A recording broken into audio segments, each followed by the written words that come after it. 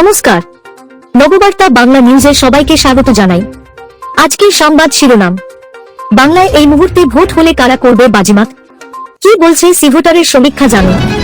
নিয়ন্ত্রণ হারিয়ে লরিকে ধাক্কা, দুর্ঘটনার কবলে অনুব্রতর কনভয়।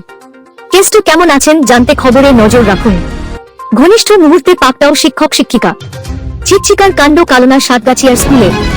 বাজেটে বাড়েনি ভাতা, এবার লক্ষ্মীর ভান্ডার নিয়ে বিরাট মন্তব্য মমতার। জোর শোরগোল রাজ্য জুড়ে, বিএসএফ জওয়ানের ছদ্মবেশে গরু পাচারের চেষ্টা। মালদহ সীমান্তে ধৃত 4, উদ্ধার গরু মহিষ। প্রেম দিবসে সময় কাটানো নিয়ে প্রেমিকার সঙ্গে ঝামেলা। কোচবিহারে উদ্ধার হবু ডাক্তারের ঝুলন্ত দেহ, তদন্তে নেমেছে পুলিশ। কুখ্যাত আয়নাঘর নিয়ে হাসিনাকে ফাঁসাতে গিয়ে নিজেই ফেঁসে গেলেন মোল্লা ইউনুস। মাঘ মাস শেষে প্রত্যাবর্তন শীতের, ফের পারদ পতনের সম্ভাবনা। কি জানালো হাওয়া অফিস জানুন। সংবাদ শিরোনামগুলো শুনছিলেন, এবার জানাবো পুরো সংবাদ।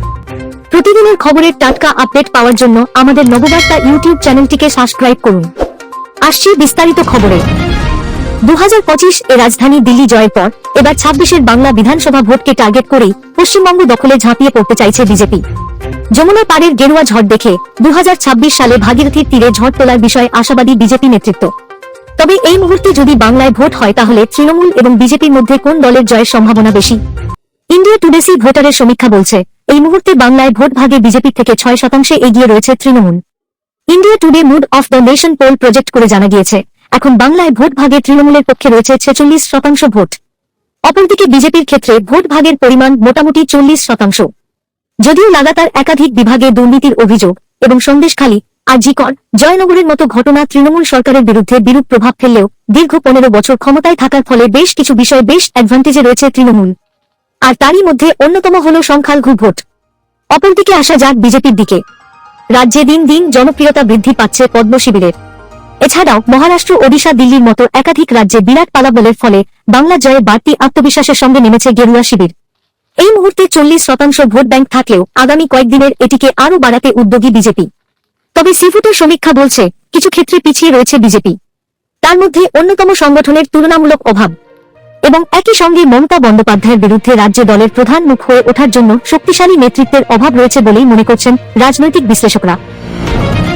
বীরভূমের দোর্দণ্ড প্রতাপ নেতা তিনি। গরু পাচার মামলায় জামিন পেয়ে গত বছর পুজোর আগে বাড়ি ফিরেছেন অনুব্রত মণ্ডল। এরপর থেকেই ফের রাজনীতির ময়দানে সক্রিয় হয়ে উঠেছেন।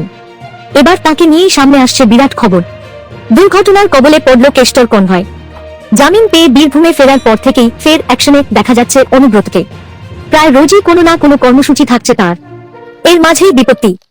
বুধবার বীরভূমের মোহাম্মদবাজারে 14 নম্বর জাতীয় সড়কে দুর্ঘটনার কবলে পড়ল তৃণমূল নেতার কনভয়। জানা যাচ্ছে গতকাল বিকেলে মোহাম্মদবাজার ব্লক অফিসের দিকে যাওয়ার সময় এই ঘটনা ঘটে। বীরভূমের জেলা তৃণমূল সভাপতির কনভয়ের একটি গাড়ি ধাক্কা দেয় পিছন দিক থেকে আসা একটি লরিকে। অনুব্রতর কনভয়ের মহিলা নিরাপত্তারক্ষীদের গাড়িটি নিয়ন্ত্রণ হারিয়ে লরিয়ে পিছনে ধাক্কা দেয় বলে খবর। সংঘর্ষের জেরে সামান্য ক্ষতিগ্রস্ত হয়েছে গাড়িটি। অল্প আঘাত পেয়েছেন একজন মহিলা নিরাপত্তারক্ষী।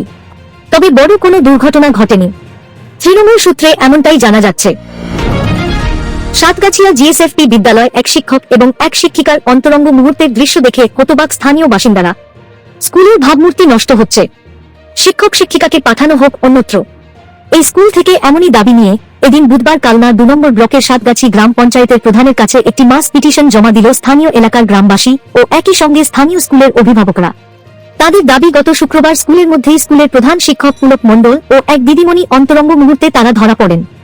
ওই দিনই স্কুলে বিশৃঙ্খলা সৃষ্টি হয়। স্কুলের ভাবমূর্তি নষ্ট হচ্ছে, ওই শিক্ষক ও শিক্ষিকাকে পাঠানো হোক অন্যত্র। এমনি দাবি নিয়ে প্রধানের কাছে একটি মাস পিটিশন জমা দেন তারা। এ প্রসঙ্গে গ্রাম পঞ্চায়েতের প্রধান হরে কৃষ্ণ মণ্ডল বলেন, গ্রামবাসীদের তরফে একটি অভিযোগ পেজ এটিএসআই এবং বিডিওকে পাঠানো হবে। অভিযোগ ওঠায় ওই প্রধান শিক্ষক জানান, আমি দীর্ঘদিন ধরে ছুটিতে রয়েছি, এ বিষয়ে আমাকে অফিসিয়াল কেউই কিছুই জানায়নি।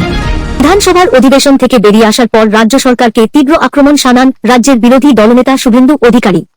এদিকে পাল্টা কেন্দ্রীয় বঞ্চনার অভিযোগে সুর চড়ান মুখ্যমন্ত্রী। সাংবাদিক সম্মেলনে মমতা বলেন, কেন্দ্রীয় বাজেটে কেবল প্রতিশ্রুতি থাকে। আমরা নিজস্ব রাজস্ব থেকে বাজেটে বরাদ্দ করি, বাজেটে যা বলি তাই করি। অনেকে আশা করেছিলেন এবারের বাজেটে হয়তো লক্ষ্মীর ভান্ডার প্রকল্পে ভাতা বৃদ্ধির ঘোষণা করবে রাজ্য, তবে সেই আশা পূরণ হয়নি। সাংবাদিক সম্মেলনে এই প্রকল্প নিয়েও মুখ খোলেন মমতা। মুখ্যমন্ত্রী বলেন, অন্য রাজ্যের থেকে আমাদের লক্ষ্মীর ভান্ডার আলাদা। ওদের অনেক শর্ত থাকে। একই সঙ্গে মমতা দাবি করেন, লক্ষ্মীর ভান্ডার প্রকল্পে রাজ্যের 50,000 কোটি টাকা খরচ হয়। 12 কোটি মহিলা এই স্কিমের সুবিধা পাচ্ছেন। দুয়ারে সরকার শিবিরের মাধ্যমে আরও অনেক মহিলা এই প্রকল্পের জন্য আবেদন করেছেন। মুখ্যমন্ত্রী বলেন, 9 কোটি পরিবার পশ্চিমবঙ্গ সরকারের স্বাস্থ্যসাথী প্রকল্প পাচ্ছেন। এর জন্য 12,000 কোটি টাকা ব্যয় হয়। বাজেট ভিশন, কর্মসংস্থা মিশন বলে দাবি করেন তিনি। একই সঙ্গে বিদ্যুতের দাম বৃদ্ধি নিয়ে মমতা বলেন, রাজ্য সরকার নয়, সিইসি বিদ্যুতের দাম বাড়ায়। এটি স্বশাসিত সংস্থা। দিল্লিতে একটি বোর্ড রয়েছে, সেখান থেকে বাড়ানো হয়। এই বিষয়ে কিছু বলবো না। তবে দেউচা পাঁচামিতে কয়লা উত্তোলন হলে বিদ্যুতের দাম কমবে বলে আশাবাদী তিনি। পাচার রুখতে বর্ডস্ট অভিযান বিএসএফের। আর তাতেই বানচাল পাচারের নয়া ছক। বিএসএফ জওয়ানদের পোশাক পরে তাদের ছদ্মবেশ ধারণ করে রাতের আঁধারে সীমান্তে গরু পাচারের চেষ্টা চলছিল। কিন্তু সীমান্তরক্ষী বাহিনীর সদাসতর্ক প্রহরায় মালদহের হবিবপুর সীমান্ত থেকে 4 জনকে গ্রেপ্তার করা হয়। উদ্ধার হয় গরু মহিষ। ধৃতরা সকলে ভারতীয় বলে জানিয়েছে বিএসএফ। বাংলাদেশে গরু পাচারের চেষ্টা করছিল, তার আগেই ধরা পড়েছে। অন্যদিকে মুর্শিদাবাদ সীমান্তেও অভিযান চালিয়ে প্রচুর ফেন্সিডিল উদ্ধার করেছে বিএসএফ। একে বড় সাফল্য বলে মনে করছে সীমান্তরক্ষী বাহিনী। বিএসএফ এর দক্ষিণবঙ্গ সীমান্তের মুখপাত্র জানান, চোরাচালান এবং অবৈধ অনুপ্রবেশ রোধে বিএসএফ কঠোর ব্যবস্থা নিচ্ছে। তিনি আরও বলেন, সীমান্তে অবৈধ কার্যকলাপ নির্মূল করতে বিএসএফ সম্পূর্ণরূপে প্রতিশ্রুতিবদ্ধ। আমাদের জওয়ানরা সর্বদা সতর্ক এবং অবৈধ অনুপ্রবেশ বা চোরাচালানের যে কোনো প্রচেষ্টা ব্যর্থ করতে প্রস্তুত। ফের এক ডাক্তারি পড়ুয়ার অস্বাভাবিক মৃত্যু। কোচবিহার এমজেএন মেডিকেল কলেজ হাসপাতালের হোস্টেলে উদ্ধার ছাত্রের ঝুলন্ত দেহ। অনুমান, প্রেমিকার সঙ্গে ঝামেলার জেরে আত্মঘাতী হয়েছেন হবু ডাক্তার। ঘটনায় বৃহস্পতিবার চাঞ্চল্য ছড়িয়েছে হাসপাতাল চত্বরে। পুলিশ সূত্রে জানা গিয়েছে, মৃত ডাক্তারি পড়ুয়ার নাম কৃষাণ কুমার। তিনি বিহারের বাসিন্দা। এমজেএন মেডিকেল কলেজ ও হাসপাতালে এমবিবিএস করছিলেন, থাকতেন হস্টেলেই। কিছুদিন পরই তাঁর কোর্স শেষ হয়ে যাওয়ার কথা ছিল। কী কারণে পড়ুয়া আত্মহত্যা করলেন? পুলিশের প্রাথমিক অনুমান, ওই ডাক্তারি পড়ুয়ার সঙ্গে ভ্যালেন্টাইন্স ডে নিয়ে প্রেমিকার সঙ্গে ঝামেলা হয়েছিল। সেই থেকেই আত্মঘাতী হয়েছেন কৃষাণ। ময়নাতদন্তের পরই মৃত্যুর কারণ স্পষ্ট হবে। ঘটনার তদন্ত শুরু করেছে পুলিশ। শেখ হাসিনাকে খুনি প্রতিপন্ন করতে গতকাল বুধবার সেজেগুজে হিজবুত তাহরির জঙ্গি ও পাকিস্তানি দালাল সাংবাদিকদের নিয়ে কুখ্যাত আয়নাঘর পরিদর্শন করেছিলেন মোল্লা মুহাম্মদ ইউনুস। দালাল সাংবাদিকদের সাহায্যে সেই ছবি ও ভিডিও ছড়িয়ে দিয়েছিলেন সংবাদ ও সমাজ মাধ্যমে। কিন্তু ওই অপকর্ম করতে গিয়েই ফেঁসে গেলেন পাকিস্তানি গুপ্তচর সংস্থা আইএসআই এর পোষ্যভৃত্ত। কেননা আয়নাঘরে বন্দী থাকা নির্যাতিতারাই বলছেন, মোল্লা ইউনুস যে আয়নাঘর পরিদর্শন করেছেন তা আসল নয়।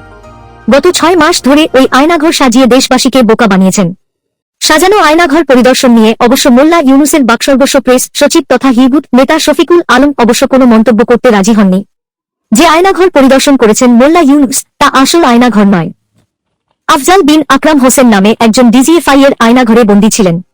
তিনি লিখেছেন, সরি, আমাদের দেখা আয়নাঘর এতটাও আলিশান নয়। আমরা সেখানে মাথা বাথরুমে দিয়ে কোনো মতে একটা মাত্র নোংরা কম্বল দিয়ে শুয়ে থাকতাম। মাথা নিচে দিলে পা বাথরুমের কমোডে চলে যেত। মেহেদি হাসান মুরাদ নামে আরেক নির্যাতিতা সংবাদ মাধ্যমকে জানিয়েছেন, ইউনুসের পরিদর্শন করা আয়নাঘর সাজানো। আসল আয়নাঘরের সঙ্গে কোনো মিল নেই। এবার নজর রাখবো আজকের আবহাওয়ার খবরে।